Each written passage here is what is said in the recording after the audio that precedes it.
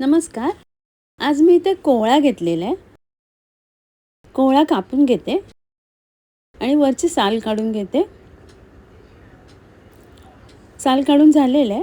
आता त्याचे मी छोटे तुकडे करून घेते आणि त्याच्या बिया कडक आहेत, त्या बिया काढून टाकते. अशा प्रकारे छोटे तुकडे करून घेते आणि उरलेला किसणीवर किसून घेते. अशा प्रकारे किसून झालेलं आहे. त्यातनं पाणी काढून घेते.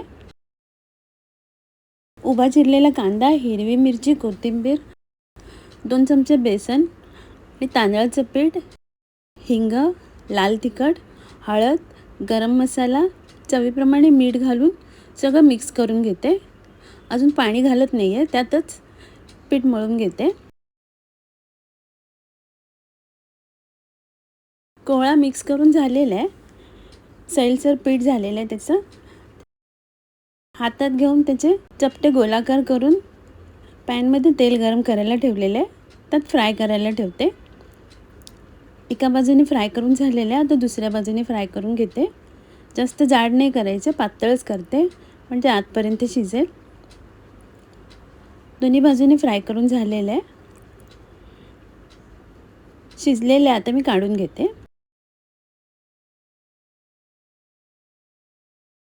इथे टोमॅटो घेतलेले आहेत कच्चे. देठाकडचा भाग कापून घेते आणि कापून घेते टोमॅटो अशा प्रकारे. इथे मसूरची डाळ धुवून घेतलेली आहे.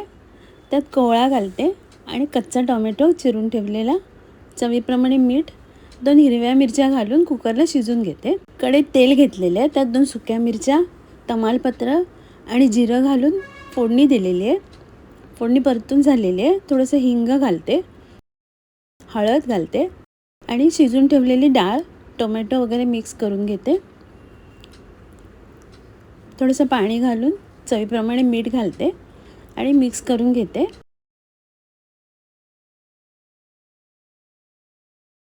थोडीशी साखर घालते आणि डाळीला छान उकळी काढून घेते.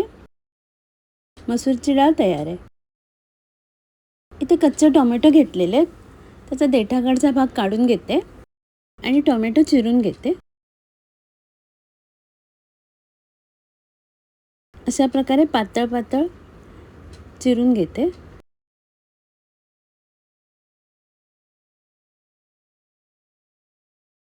टोमॅटो चिरून झालेलं आहे. कढईत तेल घेतलेलं आहे. तर थोडीशी राई घालते. एक मोठा बारीक चिरलेला कांदा, कढीपत्ता, लाल ओली मिरची घालते रंग छान दिसेल म्हणून. लाल तिखट घालते, परतून घेते. थोडीशी हळद घालते, मिक्स करून घेते. टोमॅटो चिरून ठेवलेला घालते आणि सगळं मिक्स करून घेते.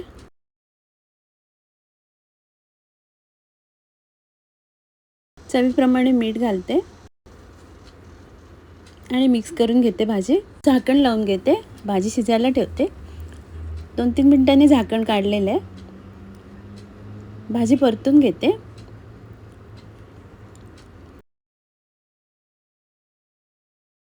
पुन्हा झाकण लावून घेते. 2-3 मिनिटं झाकण लावून भाजी शिजलेली आहे. आता टोमॅटो शिजलेले आहेत. किसून ठेवलेलं खोबरं घालते, मिक्स करून घेते. थोडीशी साखर घालते आणि मिक्स करून घेते. कोथिंबीर घालते वरून आणि झाकण लावून पुन्हा एकदा वाफ काढून घेते. 2 मिनिटांनी झाकण काढलेलं आहे. भाजी मिक्स करून घेते.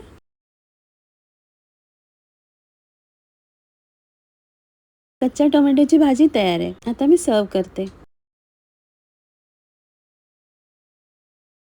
हा व्हिडिओ पाहिल्याबद्दल खूप खूप धन्यवाद.